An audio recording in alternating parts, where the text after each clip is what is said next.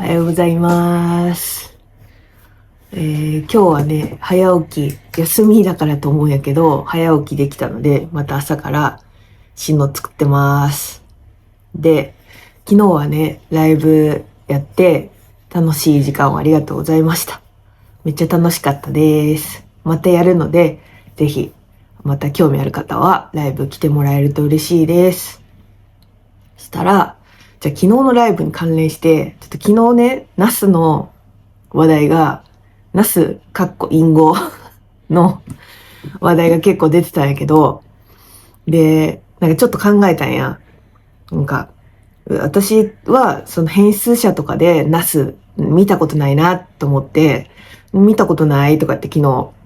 ライブでは言ってたんやけど、なんか思い返してみたら、私、大学生の時に、スーパー銭湯でな、バイトしてたんやんか。で、めっちゃナス見てたわと思って。で、そのお話をね、今日はちょっとしようかなと思って、ちょっと朝からちょっと録画回してるんやけど、よかったらお付き合いください。えっと、大学生の時、そのスーパー銭湯で地元のね、関西の方なんやけど、バイトしてて、で、なんか、なんていうか男湯と女湯あって、なんか、男性が女湯に、なんかまあ、で、仕事内容としては、なんかその、脱衣所とか、その、浴室の、なんかゴミ箱とかあるから、ゴミ取ったりとかを1時間にこうルーティンがあって、1時間ごとにこう回るっていうのがあったり、まあ、最後、深夜に入ってたりもしてたから、深夜だったら最後締めの作業みたいな、あったり、シャンプー詰め替え全部したりとか、なんか、椅子とかを全部集めてきたり、たらい集めてきたりとか、いろいろあるんやけど、なんか、まあ、そこで働いてた時に、その男性が女湯に行くことはないんやけど、女性は女湯と男湯両方に掃除に行かなあかんっていう、なんか、ちょっと、それ今となったらいいんかなってちょっと思うんやけど、なんかそういうルールがあって、で、結構、高校生とか大学生とか、その学生で働いてる人多かったから、で、女の子で働いてる人多かったから、なんか、なんか高校生の子とか大学生でも、その私結構みんな仲良かったんやけど、なんか男湯に行った時に結構セクハラされたり、なんか付きまとわれたり、裸のおっさんかお兄ちゃんか知らんけど、で、結構被害を受けてる人多かったんやんか。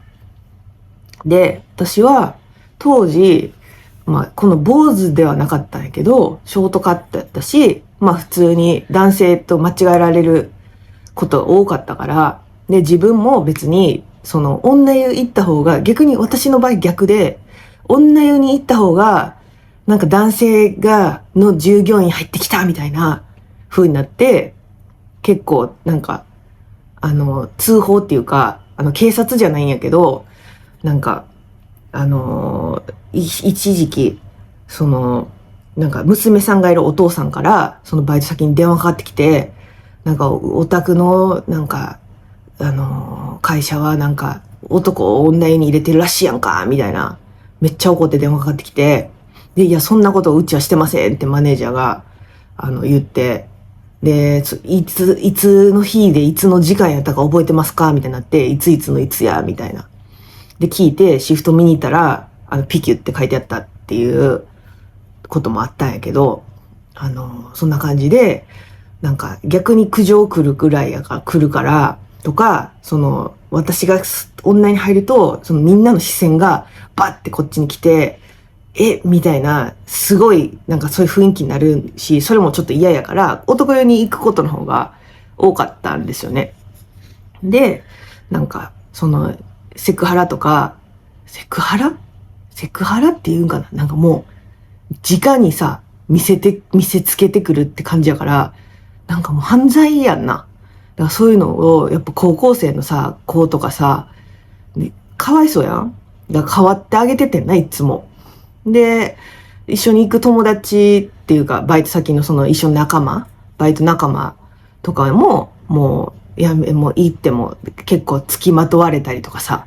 裸のおっさんに行くたびにな。それかわいそうやん。で、なんかそういうことがあるから、私が結構一緒にペアで入った時は、私が男湯に行って、もう一人の人を女湯に行ってもらうみたいなとこしてたんやけど、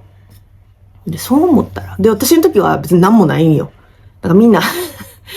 男の従業員来てるわぐらいな感じで、あ、お兄ちゃんとかめっちゃ言われたし、で、もうこっちも、いや、女性なんでとか言ったら、またトラブルじゃないけど、なんかなったら嫌やから、もう普通に言われても、あ、はいはい、みたいな感じで、普通に何も否定もせず、なんかもう馴染んでやってたんですよ。で、まあそれで結構、なんか、丸く収まってたって言ったらおかしいけど、うまくいってたっていうか、まあ楽しんでそこのバイトやってて、で、ちょっとこっから怖い話になるんやけど、なんかそこのね、バイトしてたところは、もともと、なんて言えばいいのかな。ホテルというか、なんか、そういう泊まる宿泊施設があったところの跡地、その昔バブルの頃に栄えてた宿泊施設があった跡地に建てられたスーパー銭湯やったんや。で、その時は流行ってたけど、もう多分バブル終わって落ちぶれて、潰れてってなって、多分そこの跡地をその銭湯のとこ買い取ってやったって感じだと思うんやけど、なんか私さっきも言ったけど、その深夜に入ってることが多くて、深夜って言って作業してんの2時とかなんやんか。で、2時とかに最後一人で、この浴室の中回ってゴミ箱集めたりとか、こういろいろしてると、なんかあとお客さんのロッカー、浴室のロッカーとかを全部開けたりするんやけど、なんかその作業をしてるときに、なんかなんていうの、ある一角っていうか、ある一角のロッカーを開けてるときに、こうさ、ロッカーの方、壁沿いにあるのと、その真ん中にこうあるのと、あるんやけど、壁沿いの方のロッカーのある一角を開けてるときに、こう、パッて後ろに誰か立ってるような、なんか気配がすることがよくあって、で、こう、ちょっと鏡見ながらさ、ロッカーこう上から下まであるんやけど、ちょっと鏡見ながらこうやってるときに、なんか後ろで誰か立ってるっていう感覚があって、見えてはいないんやけど、で、ゾクッとすることがあって、で、怖いけど、パッてこう勇気出して後ろ見たら誰もいいんのよ。でもそこの同じ場所、だから毎回入るやん。で、同じ場所やってる時に、やっぱりなんか人が立ってる気配がしたり、なんか、まあ、そこの場所じゃなくてもなんか物音したりとか、結構お水がずっと流れてるからガヤガヤはしてるんやけど、なんか物音したりとか、で、やっぱりその一緒に入ってる人とかもみんなそういう音聞いたりとかしてるから、なんかここ、絶対いるよなっていう話をしてて、でもそしたら、やっぱりそのなんか霊感強いおばちゃんとかさ、キッチンのおばちゃんとかもいてさ、だからやっぱその水場やし、もともとさ、賑やかなさ、そのホテルとか宴会場みたいなとこあったとこやから、まあ集まってくるわな、みたいな話をしてて、やっぱりそうやんな、みたいな。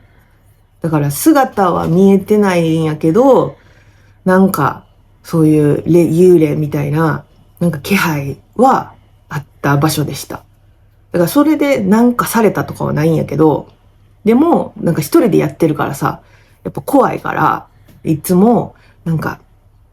仲良くしてくださいとまではいかへんけど、その幽霊に一応心の中で、なんか私は怪しいもんじゃないんで、なんかこう、よろしくお願いします、みたいな気持ちで接するというか、テレパシー通じるか知らんけど、やってたら、別にあんま怖くなくなって、あ、こんなもんかな、みたいな。で、怖いと思ったらめっちゃ怖なっちゃうから、なんかそこはあんま気にせず、まあ、いるもんとして、なんか、接して、よろしくお願いします、みたいな、今日も失礼します、みたいな感じでやってました。っていう話。何も進んでなかった。やれよっていう。そう。なんで、ちょっとね、昨日、ナスの話で盛り上がったとこから、そういや、ナス、めっちゃ見てたわと思って。見てたっていうか、あえて見てるわけじゃないけど、見る機会、めっちゃあったわと思って、思い出した話でした。なんか、その時はその時で楽しかったですけどね。そういう、ことがありました。はい。ご視聴ありがとうございました。じゃあ今日の話はこの辺にします。また次回の動画でお会いしましょう。じゃあまたねー。バイバーイ。